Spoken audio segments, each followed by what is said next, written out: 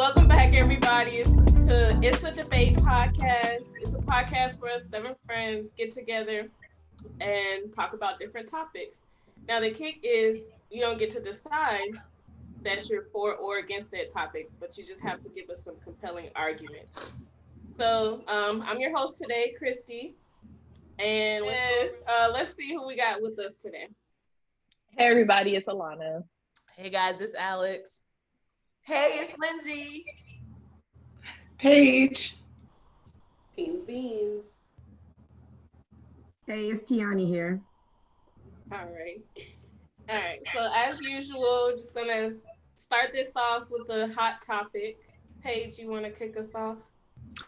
Yes. Okay. We just wrapped up the end of Halloween season, spooky season, as the people call it.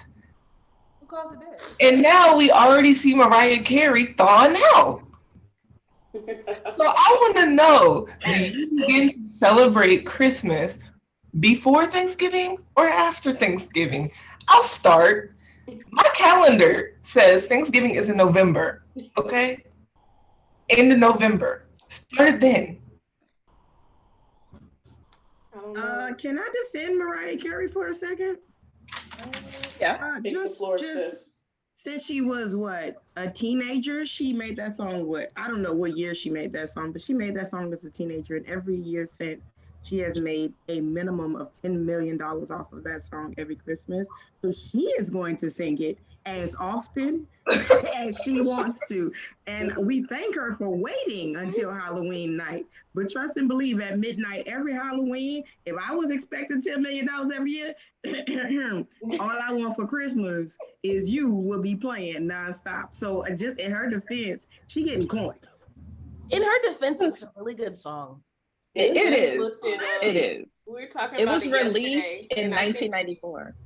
Huh? Get your check, sis. Get your. It was released in 1994. Oh, why I saw 2011. Either way, that's a long time. It's very long. I think 2011 was when she had her mishap with the 2011. 2011 was. She did a song. Did she do a remix or something with Justin Bieber? All I know is her performance for that song one year sent the people screaming through the streets. It sure did.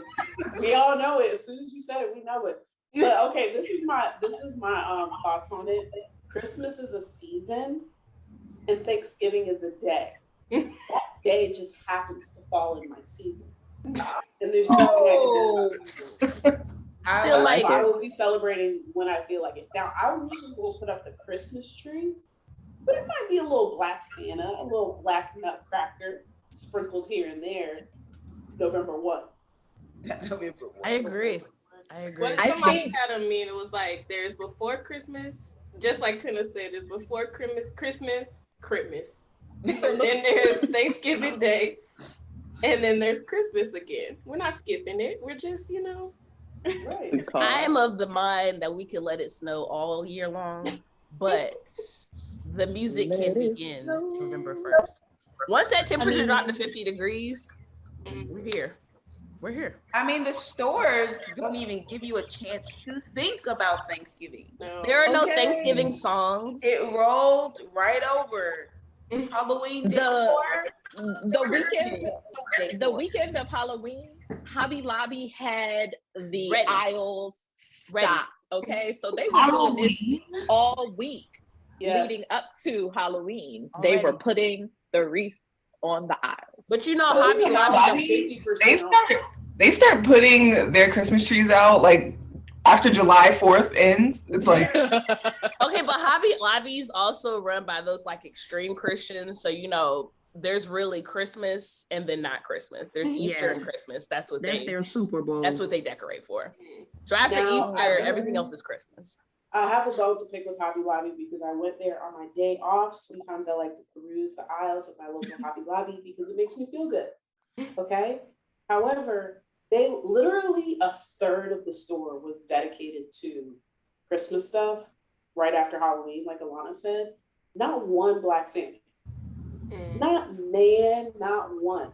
They had 2 like full 6-foot towers of nutcrackers, and they had one olivey brown Not all of it. Little ambiguous. Yes, it was very racial. It was giving me POC. It was not giving me Christmas. not right. You gotta go to At Home. At Home be having the Black Santas. And shout out to Target because I was go to Macy's. I was in Target yesterday and they had this little like 18-month PJ set with little Black Santas on them. Now, Target, and Old Navy always have Black Santa. Yeah, stay out of Hobby Lobby. Yeah. Carter says Black Santa. They had the same exact pajamas with a black one and a white one. And I was like, okay. Yeah, I appreciate that. They's like, which one you want? You want them with some melanin or not? Olive weed. Yes, yeah. It's always Christmas. Okay, so if it's Christmas season, when must the tree come down? I was just about to say. Now that's the question. Jan 1, baby. Jan 1. So the tree should be down before returning to work after the holidays. Okay, because once you start back at work, that tree ain't coming down. It ain't coming down. New year, no tree. Y'all say the songs can last all year, but you got the tree gotta go. But the tree, no, the tree has a lifespan. The tree goes up Black Friday. And it comes down New Year's Day. Okay. I like that. That's the timeline. You're supposed to wait until the Epiphany. It's the Epiphany. That's when everybody saw Jesus, right? I must have. And that's the actual 25th day of Christmas, I think. I'm so confused. What's going on? Looks like everyone missed that. You're too educated for us, Paige. They didn't teach us that in Vacation Bible School. No, they did not. VBS. Let us know. The good people of New Orleans sometimes keep their tree up all the way until Mardi Gras. Yeah. So, but that's also a Catholic holiday. So, they just keep it up till then. Yeah, it's a real thing. I keep trying to explain that to my boss. She ain't trying to hear it. But it's a real thing. Like, it's a holiday. I have one more question for the hot topic. What's your favorite Christmas song or holiday song? Wait, is it The Silent Night or In My Mind? In My Mind. That one. Yeah, come on now. Y'all know what I'm talking about. I'm just making sure. It's two different songs. Merry Christmas. It's not Christmas in Atlanta until you hear. So what you gonna get her for Christmas? What you gonna get that girl? Why is Atlanta like this?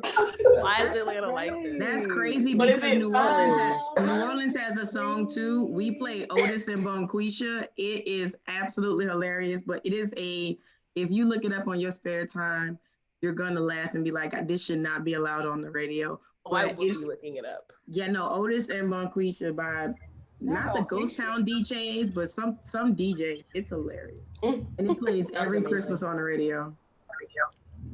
I am of the Let It Snow vibe. In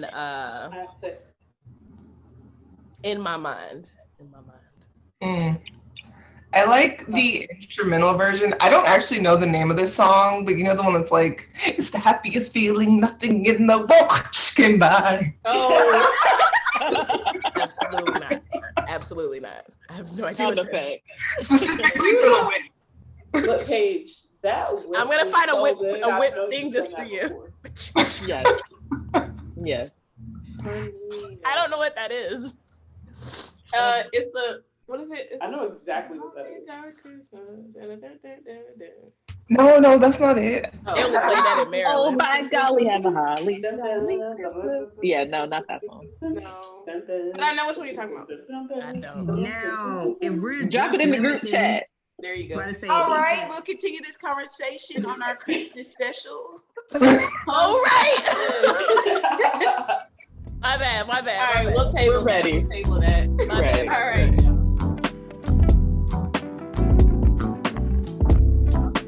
All right, so let's get into it. Today's discussion. Okay.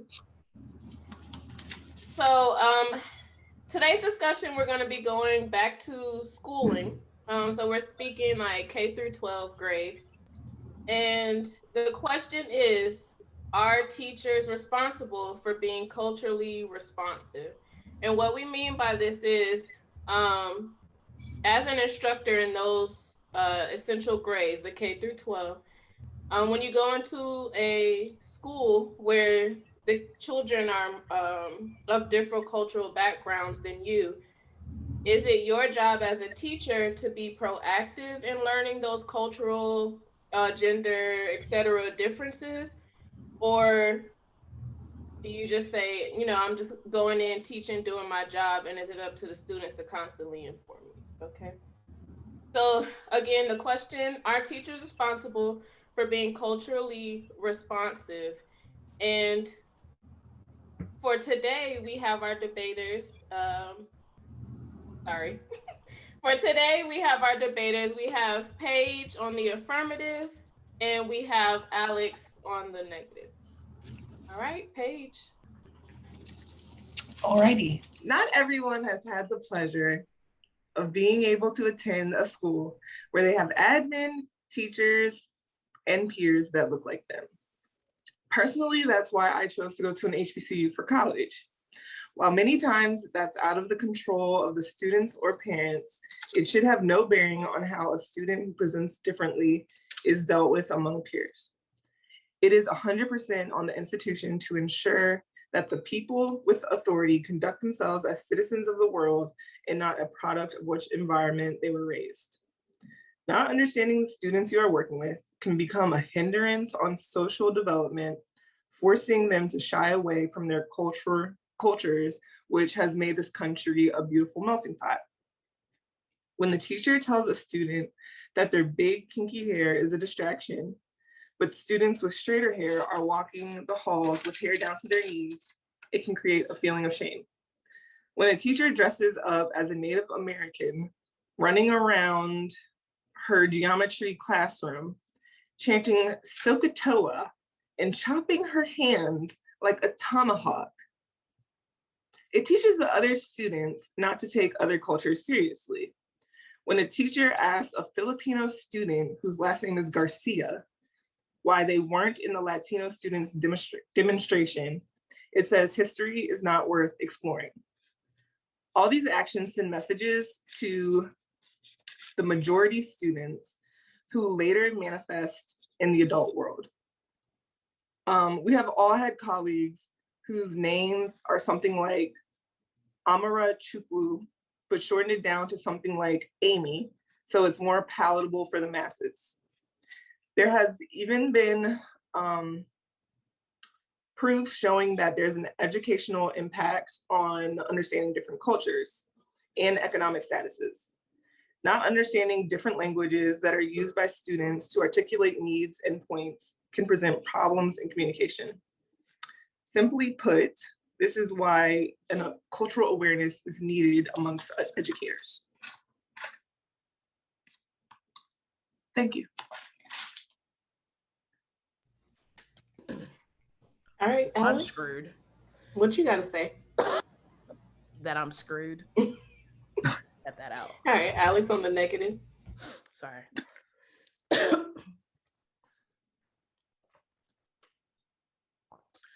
I was taking my cough drop out. Okay. NC.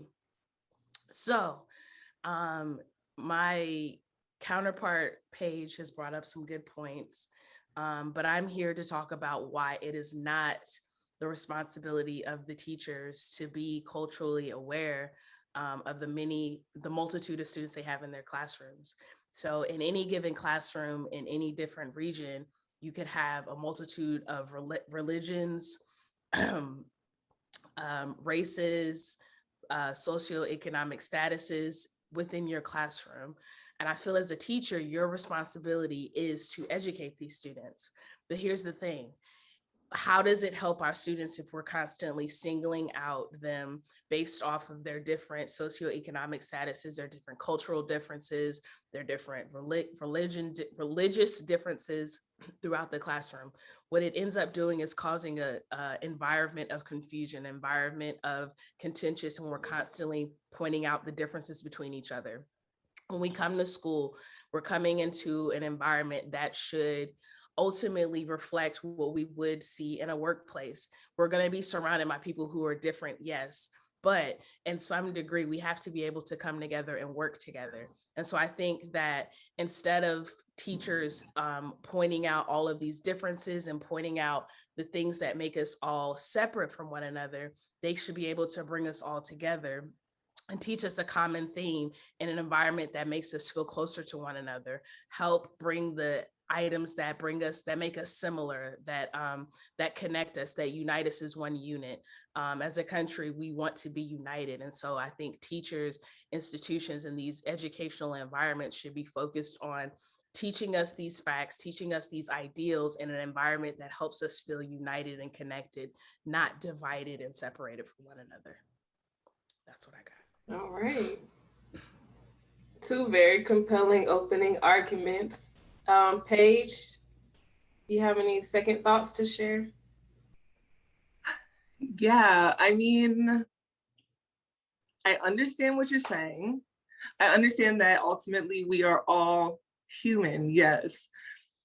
But let's take a look at something like TikTok, or social media rather, right? So it begins to blur the lines of certain things that were very special to different cultures.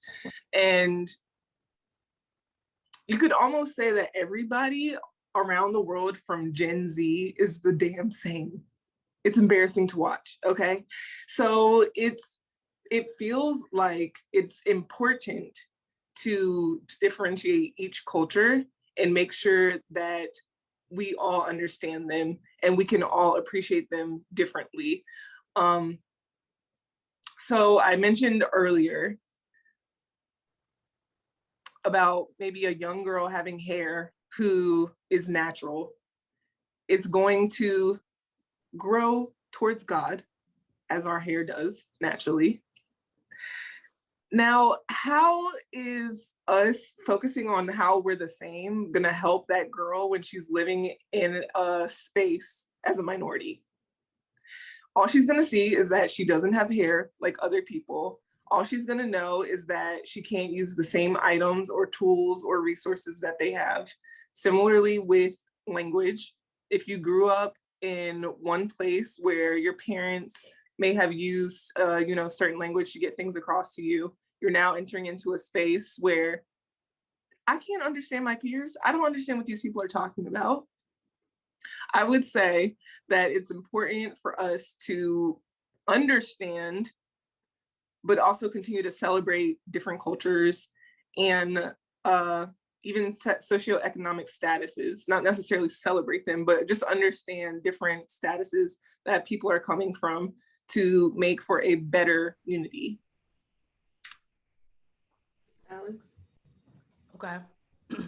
And correct me if I'm wrong, if I'm misstating the question, but I do think that, so we're debating on teachers being aware of these cultural differences, but I do think there's a difference between whether the teacher is aware or not and whether the teacher is being disrespectful. Just because you don't acknowledge these different cultures doesn't mean you get to be disrespectful of the cultures. So I think that's a clarification I want to make. I'm not suggesting that teachers should be disrespectful. I'm saying that I don't think teachers should necessarily be responsible for singling out these different things that separate these students. For one, when we talk about, the hair of mainly Black children, but people of color or whatever, and the different things that differentiate their hair from other students' hair, well, I don't see how that has anything to do with the Pythagorean theorem. We're in school, we're in math to learn a specific topic. That has nothing to do with what your hair is.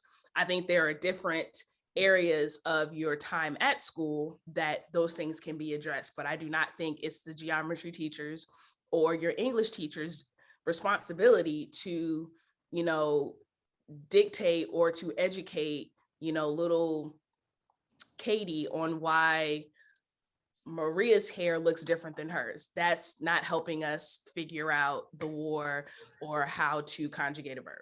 None of those things are, all of those things are distracting us from the reason that we're in these classrooms, in these spaces. When we talk about language barriers, there are specific classes that are set up to address language barriers. If English is not your first language, there are classes that are set up for that, but it's not, you know, specific teachers' jobs to make sure that you understand, you know, what's being said. And if that is a barrier, there are steps that are set up.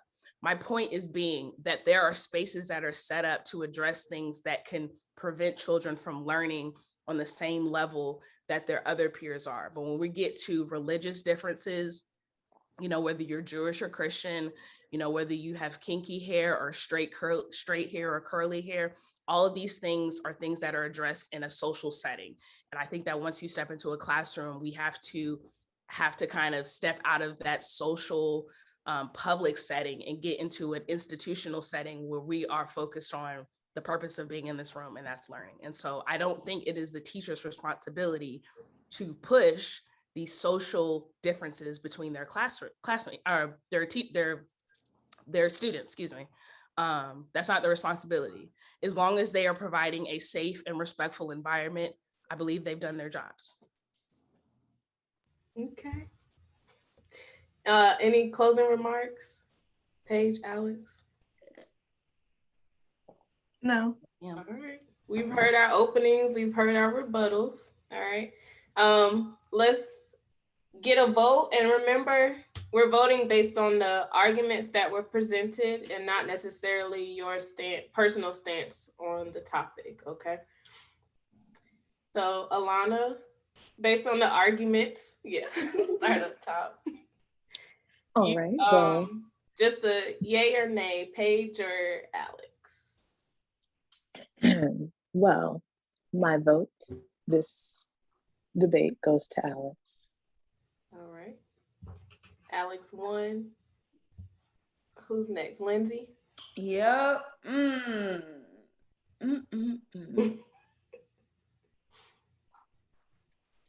My vote goes to Paige. All right. 1-1. Tena? Little Miss Sunshine, aka Alex. All right, Tianny, it comes down to you. I'm voting for Paige. No pressure, Kristi. Now, Kristi, it comes down to you, sis. Right. Yeah. I feel like this always happens when I'm. It does always happen to Kristi. In fact, it does. Y'all be setting Kristi up. Gosh. All right. Based on the arguments alone for the entire debate, I think I'm gonna say Alex. Well, look at that. Little Miss Sunshine. She stole the victory again. Oh, Yeah, I stole it. Damn. Not stole. The hate. Ouch. That's all right. I'm going to be okay. I'm going to be okay. So, congratulations, Alex. Well, thank you. It was the crown. There you go. Shout out to the Black-owned company, by the way. Before we open up and discuss with everybody, so Paige and Alex, can you say your stance, your personal stance on the topic, whether you believe or not, your argument?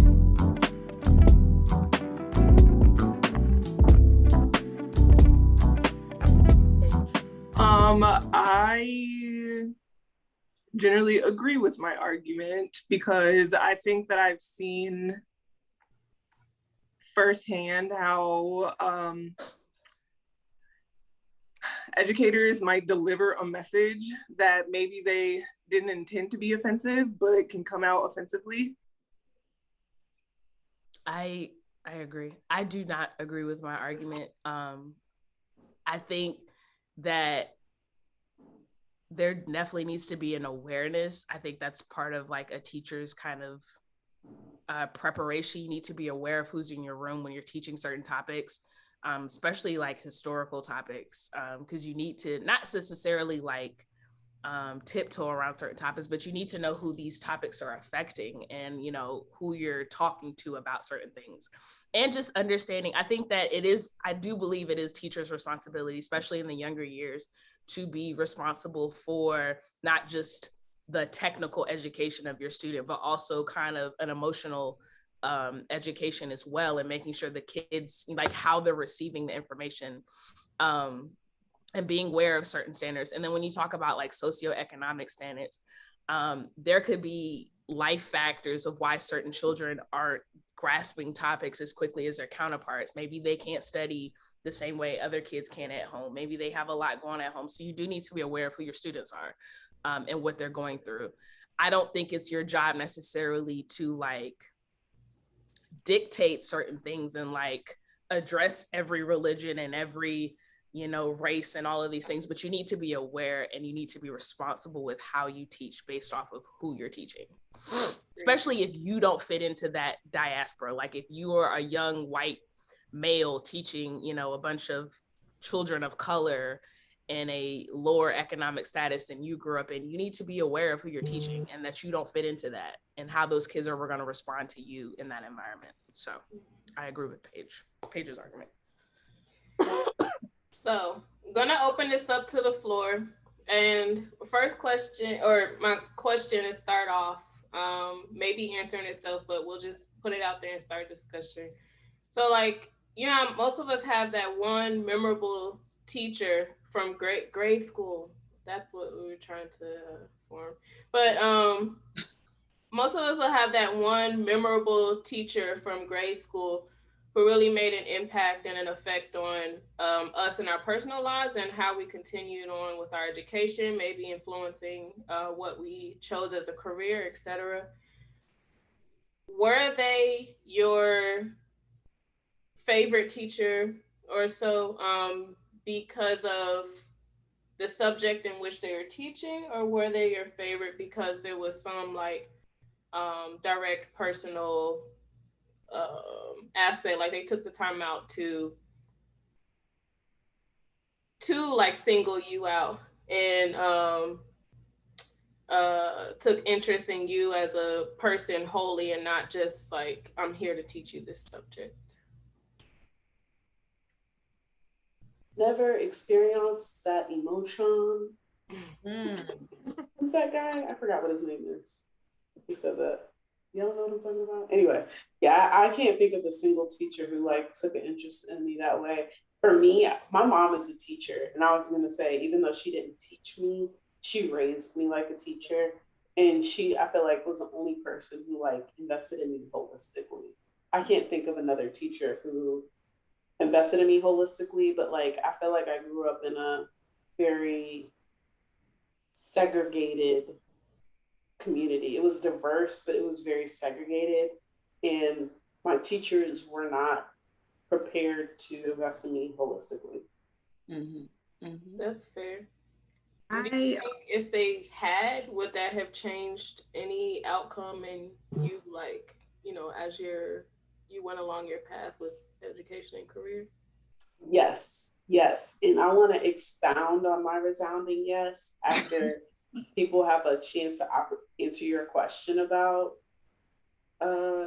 their favorite teacher, but absolutely, Kristi.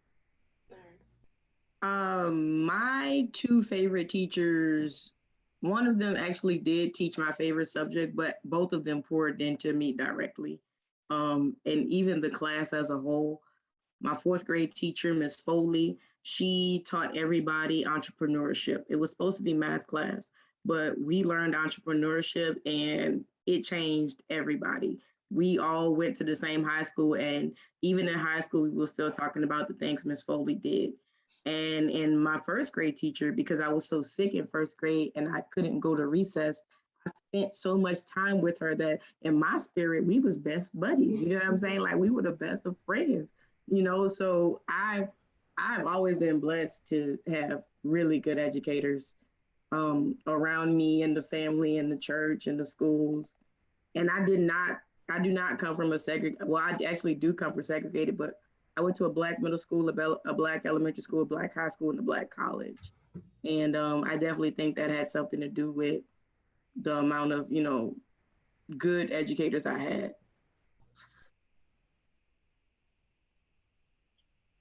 I'll say I had teachers that pushed me, like, because they know I was capable of doing the work. So like if I started slacking off, like little things like not doing homework or something like that, they pushed me and made sure that I was staying on top of my stuff.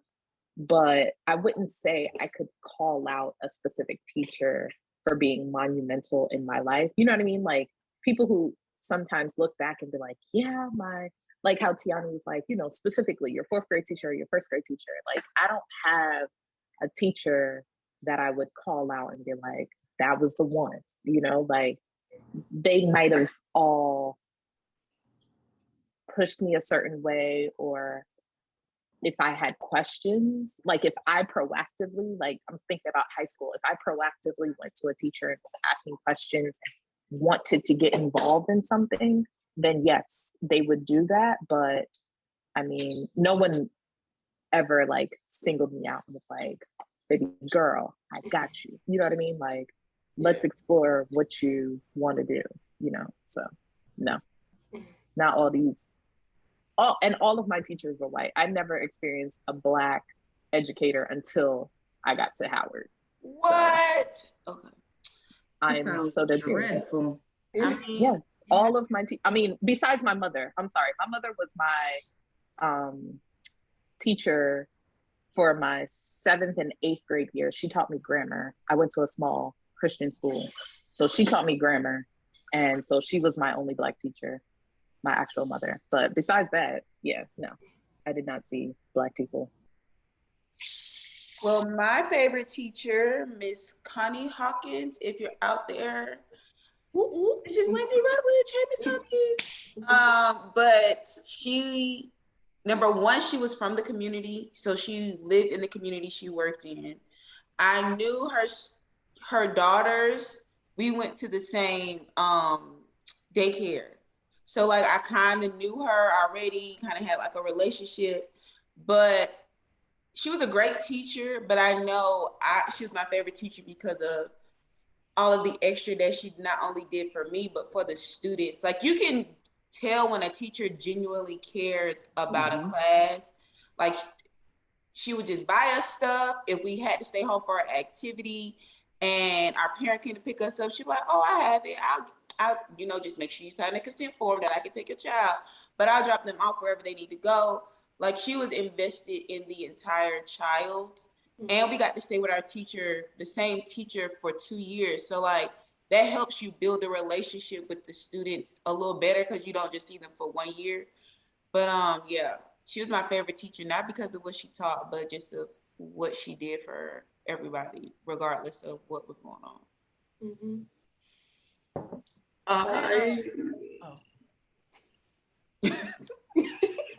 Okay. I had a couple favorite teachers. I know in elementary school, my favorite teacher was actually a white woman, Miss Smith, but she was this fiery white woman from New York. And I had her for 3rd and 4th grade. And she was just super cool. And then in middle school, it was Miss Williams, this young Black chick. And I think the things that made them like my favorite teachers, kind of like Alanna said, was not necessarily like what they taught or anything like that, but it was them caring outside of the classroom. I've always been the type of student where if you allow me to, I will fade into the background.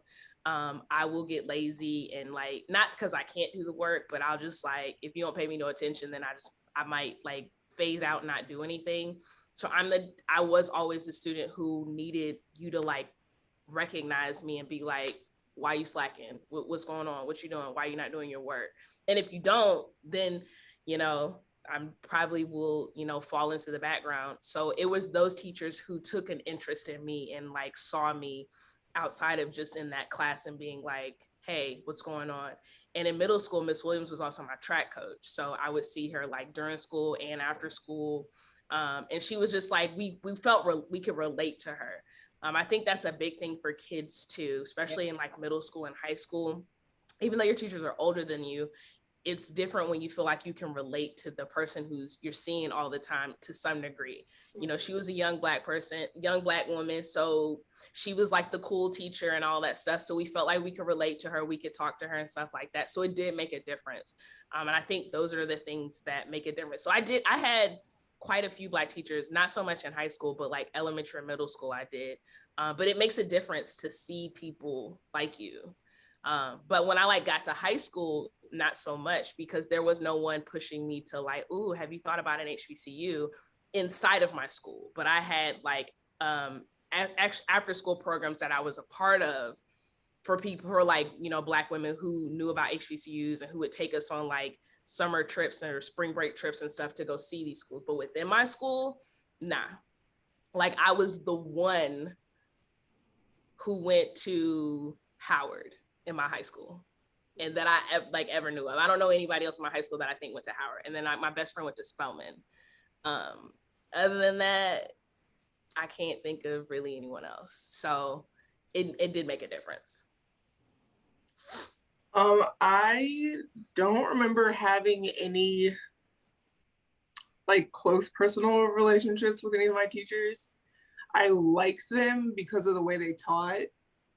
And I don't feel like they specifically singled me out. Yeah, I don't know. Nobody was super special. But we did have this English teacher my senior year of high school. His name was Mr. Trick. We called him Trick Daddy. And he was always pushing African-American novelists and writers. And he was an old white guy. And so that was something that like, I will always remember him for that, because I feel like he forced us to dive into a lot of stuff that probably would normally get looked over. So I appreciated him for that. And I will say, I'll get back to culturally. I will say the teachers that had impact for me just chiming in, like, not necessarily that they always single me out, you know, culturally. Like I said, I'll get back to that. But just like I had learning differences in certain subjects. And so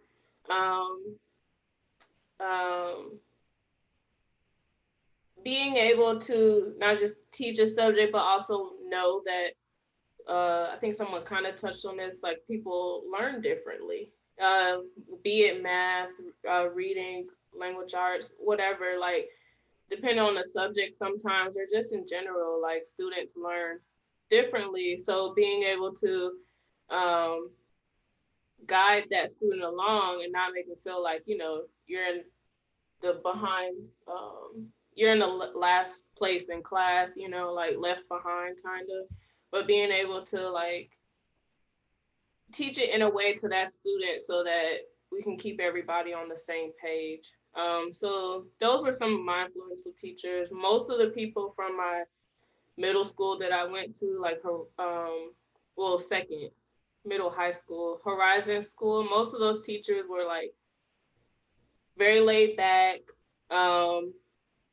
understood like, you know, cultural differences and learning differences, and really able to teach in a way where like something like reading, like my teacher Bruce like got me to read in a different way than, or, you know, approach it in a different way than I had thought about it before, because I'm not the avid reader. Like I didn't like to do it at all, but he got me through that class. And then we had like Priscilla, Sally, those were the two like non-Black teachers that really had a hold on like myself and my classmates, and as well as my middle school teachers who actually officiated my wedding with Kessler and Afia Mazimoyo. They helped like incorporate actually our cultural background into like math and language arts for what we were learning. the help to get one, while you're learning the subject, I'm also getting like an appreciation for my culture and, you know, being proud to be who I am while I'm learning that particular subject, right? On the backside, when we go back to cultural differences, there was this one teacher who I don't know if it was Michael, I cannot remember his name, but it was our math teacher in middle school, a Black man who took the stereotypes of like Black people being lazy and Black men especially being lazy, and the way he would like keep saying that about some of the students in our class is like, okay, you obviously don't amount for these people to be anywhere, and you're not even just teaching us math, like you're constantly instilling these cultural what did I just say? Stereotypes. You're constantly instilling these like cultural stereotypes on your own people. So, you know what I mean? So I don't know, let's go back to cultural then, especially some of the scenarios and topics that Paige brought up about teachers being like culturally insensitive in the classroom, and like how that can affect a child's growth and mental status as they get older. I just real quick wanted to know, because in Paige's example with Sokotoa, I just want to know in what capacity did homegirl think that was okay? This is going to be my lesson tomorrow. But, you know what I mean? Yeah, but even if you got there, the whole vibe in the classroom was nobody's enjoying this. So it was like, you thought about it. It was premeditated. You never thought this was a bad idea. Then you perform that for 20 minutes and not a smile cracked in the crowd, and you still never thought like, let me read the room and see that people are not enjoying it. May I? Sure. Go ahead. Please.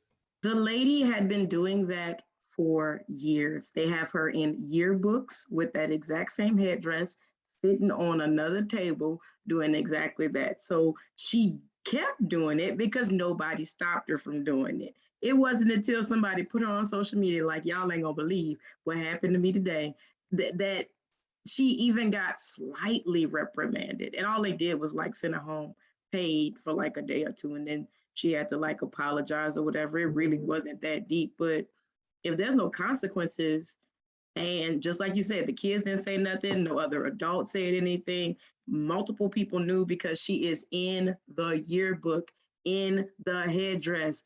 They knew. Where was that? Do you know? I thought it was Virginia, but I could be remembering. So it could have been Georgia. So this is a good segue to what's been on my mind since you guys started debating this. And it wasn't premeditated. It was kind of like what you guys were saying brought this up in my mind. But systematic racism is largely rooted in the education system, in my opinion. Mm-hmm.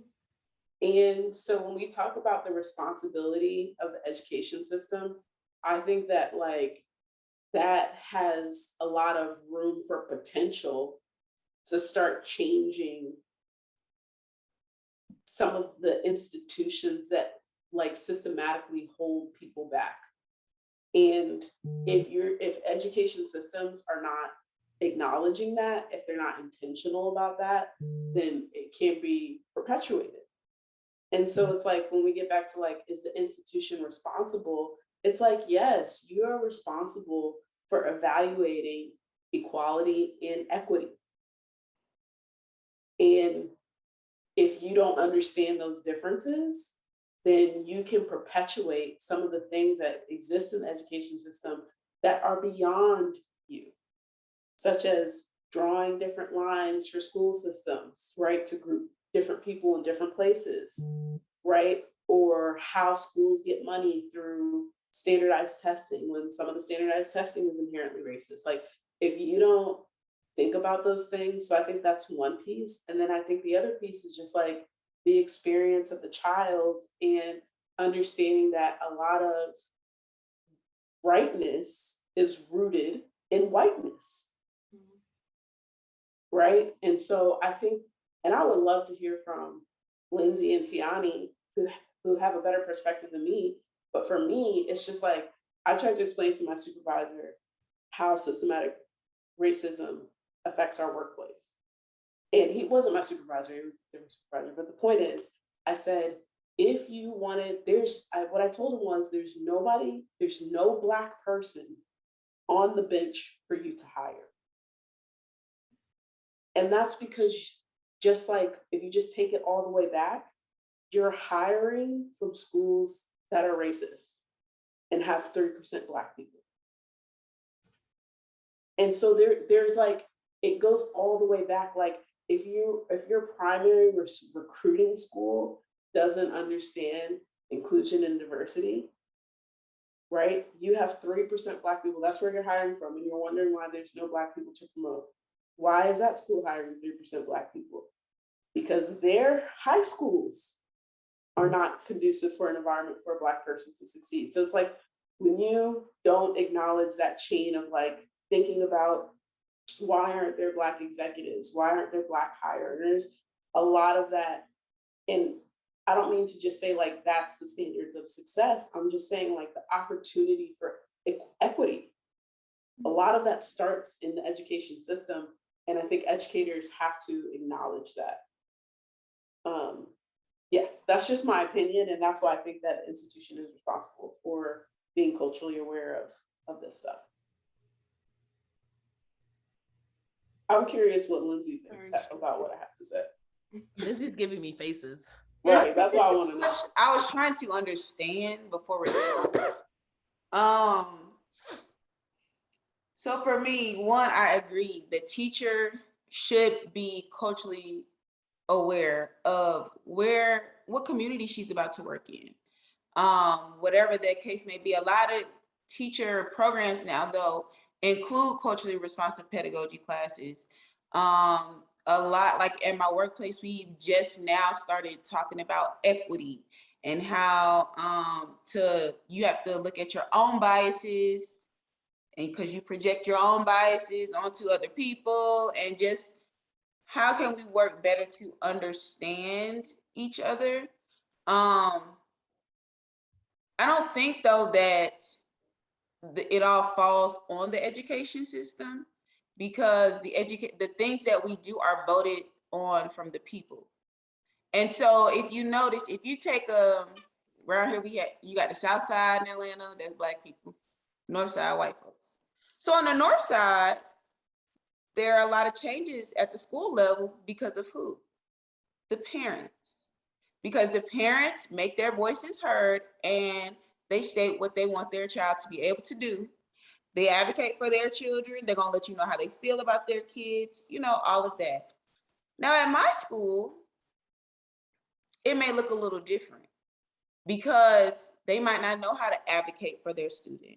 Okay, they know that their child needs help or they're struggling. So they'll come and say, we'll help them with those type of things. But I don't know if as a collective, they know how to truly voice their concerns or what they want their kids to have. So I say all of that to say, to me, it's not just the education institution, because you're a team with the parents, you're a team with community members, you're a team. It's everybody has to have input. And at certain schools, like I'm Black, I work at a Black school, but I didn't grow up how the kids at the school that I work at grew up. So there are some things that I learned from them. And I had to say, okay, this is what this means. This is how I interact. This is how we interact over here at this school. I can be stern but loving, because guess what? That's how their parent is. But with this child, can't take that route. I may have to, no, Johnny, please put that up. You may have to talk a little different, but I feel like, and being culturally responsive is a big piece, because sometimes some people come into communities wanting to save this group of people. But if you cannot connect with them, which comes with building relationships, which comes with understanding a group of people, not just, oh, I have a Black best friend, so I understand them. Like, there's just so many things that are becoming, that we have to understand better. Because, like, I'm thinking now, like, I'm not going to say, like, at my school, we have some kids that they may wear something that a girl wears. They, do something else, paint their nails. And so then that brings up another culturally responsive piece. Like, I may not want to talk about that because I didn't grow up with kids dressing up, but it has to be addressed because guess who's going to ask you, Miss Rutledge, why he got his nails painted? Oh, okay. Well, then look, I have to go do some research. How do I address this particular situation, especially with the child? And does every parent want their child to even know about that? So it's just so many layers. So yeah, I sound like I was rambling, but no, that's I thought that was really good comments. Yeah. I agree. And people think culture and they only think race, and it's so much more than that. So like at the environment that I teach at, it is mostly Black and brown, but these are children who have been through things. So I have to know, okay, I can't just walk up to you and even just to put my hand on your shoulder, because that might trigger you. And I have to know, okay, this child does not like being touched because of X, Y, and Z. This child does not like being called by their last name, which is something a lot of the people do with my students, because the only other people outside of the school that call, the child by their last name is the judge and the cops. So I'm triggering this child when I call them by their last name, or I'm triggering this child when I said, I'm going to call your mom, not realizing that he absolutely hates his mom. You know what I'm saying? And so cultural responsibility, it goes beyond race and socioeconomic standards. It's just you really getting to know your children, getting to know your audience, know your environment, what you can say, what you cannot say. A lot of people joke about, people on drugs. You can't do that because you don't know whose parent is on drugs. You can't joke about suicide. You don't know which one of the kids are suicidal. So at the end of the day, it really boils down to empathy. Mm-hmm. And because most teachers care enough to at least make the school a safe place for the children. So I'm going to take time out of my day and I'm going to figure out whether I ask or someone else tells me, or if I just observe, okay, I know this child don't like being touched. I'll never touch them. And I will tell everybody else, please do not touch this child. You know what I'm saying? And that's all it is. It's just caring. I care enough for you and for me, because I ain't trying to get my head knocked off either. Like, because you can snap on me and I'm small, I'm fluffy. I'm not a fighter. But I think that caring and culturally aware are two different things. Mm-hmm. I think they're connected though. I think they're connected, but the reason why I say that is just because, like, you can care for me and still be racist. Mm-hmm. You can like me and still be racist. Yeah. I'm focusing on race in this example. It could be anything, right? Yes. It could be homophobia. It could be dispositions, different socioeconomic. And I feel like sometimes people conflate being nice and accepting. Like, you can be nice to me and still not accept my status. Mm-hmm. That's true. But I think part of the care is, and I guess it is perspective, right? How you're looking at care. But like, part of the care to me is me caring enough to get to know you as a student, regardless of age, regardless of background, regardless of skin color, what have you. I am caring enough to get to know this classroom of students and recognizing what your triggers may be, what your background may be, because, okay, if I am Jehovah's Witness, we don't celebrate birthdays, you know what I mean? Or specific holidays, but we want to have a Christmas party.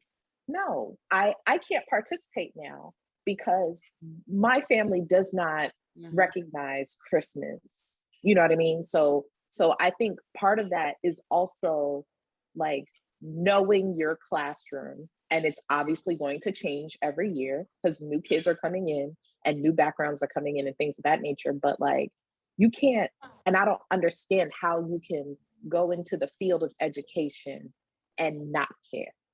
You know what I mean? And I've seen them. I'm not saying they don't exist. I have seen them. You know what I mean? My mom's still teaching. And some of the teachers that she interacts with, I'll be like, how in the world? But whatever. You know what I mean? So you have to care about the kids at a bare minimum so that you don't trigger them or so that you do your hardest not to poke the bear. You know what I mean? Like, I think that's part of being a teacher. But Alex, go ahead. I was just gonna say, kind of to something Tianny said. I always see these videos on Instagram or TikTok or whatever, but it was like a young white woman teacher in a classroom, and she was talking about like her cell phone policy. I don't know if it was middle school or high school, and she was like, I make the kids turn their phones in, and if they don't, then I called the school administrator or like the resource officer, which I think is like a school police officer. Mm-hmm. And the first thing that kind of came to my mind, and I don't know what region she was in, who she was teaching, all those things, but I've seen similar instances, things like this happen in different regards. And my thought is always like, you have teachers, young teachers like that, and your first instinct is always to call school resource, call the police or whoever. And all you do is ingrain this idea in this child, if you don't know who your school children are, is that the littlest thing I do, I'm calling the cops. Because when you get outside of school, that's what happens. Mm-hmm. Young white woman, something happens, you didn't like it, they call the cops on you. And so you've ingrained that same mentality in kids at school. I'm calling school resource, I'm sending you to the police. And even though what you think is kind of like what Tena was saying about this caring, you're not doing anything outrightly disrespectful or like mean, this is just what my rule and my policy is. There's still a level of disconnect of you not understanding, like there's a trigger in you wanting to call the cops or the school resource or whoever, mm-hmm. every time a kid does a little something wrong or doesn't agree with something you said or the kid speaks out. And so it's stuff like that where you need to understand who you're dealing with and what, though your behavior, what that mindset it can instill in a child, especially when they leave the school. They're like, the same way the world treats me is the way you treating me too. Everybody call the cops on me. And so that's that mentality that you've instilled in them. There is no safe space. Mm-hmm. And I think that's kind of my thing with school. I think it should be one of the places kids feel safe. They shouldn't feel like they're always gonna get the cops called on them, or my teacher don't care about me, they gonna make fun of me because I'm this, I'm that, or whatever, or they don't respect me. Mm-hmm. School should be a place where you feel safe and respected. And if not school, like, then where, especially if you have kids who don't feel that way at home. Mm-hmm. And I kind of wanted to go back to where we were talking about caring. It is important for them to care, but don't learn about me and my culture and pity me. Mm-hmm. So it's where the lines become blurred, and neither one of us are going to be beneficial in this classroom. Right. Like, don't think you can't yell at me. Right. Like, and correct my behavior because, I know he probably didn't eat breakfast today. Yeah. I know his light's probably not on. I know still, like, we can address those things. We can talk about those because we do every kid in the morning have SEL time, social emotional time. We have the counselor, we have the social worker. So we can address those things, but hold me accountable, right, and keep those high expectations for me. And I think that's where a lot of people get the two mixed up. Care for me, but don't pity me. Agreed. Mm-hmm. Agreed. Also, I just like another topic I want to touch on is like culture. So whether it's work culture, church culture, school culture, a lot of times culture is influenced by the body, and sometimes culture is influenced by the leadership. Mm-hmm. And when you think about like a classroom setting, what is acceptable, the behavior in that classroom is often set by the teacher. Mm-hmm. Right? In fact, like, like in high school, you act differently depending on who's the class. Some teachers don't put up with it, and some teachers do.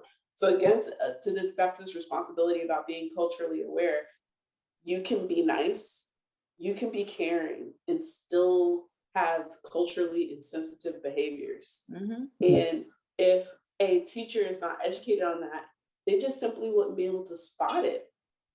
Mm-hmm. Right? Like, you have to even just be able to spot it, to like set that tone of what's acceptable or not acceptable in your room, do you know what microaggressions are? And if a student does it genuinely, unknowingly, let's say a girl has and I'm sorry if I mispronounce it, a hijab, yes, on her head, and a Black person says a do-rag because they don't know, or a scarf because they genuinely don't know. You know, I do feel like it is the leader's responsibility to just say, hey, like, I'm advocating for this student. That's not what it's called. If you don't know what it's called, ask her. Right? And the same goes for work. I just got into this with some coworkers. When people are rude and they go unpunished, that means that that cultural behavior is acceptable. Right? So it's just like, if a school's trying to establish what is and isn't acceptable, how can you do that if you're not culturally aware? And I think there's huge value, and I think people are starting to understand that now. There's huge value in people simply being comfortable. And it's just like, if you have these kids in uncomfortable environments, then they don't want to invest in their education. Right. And so it's like, I do think the institution has like some responsibility to make sure that kids are comfortable. Versus like before, like if we were talking about kids being comfortable or being comfortable at work, like these are not words people would acknowledge before. I think people understand that now. Very good discussion today. All right.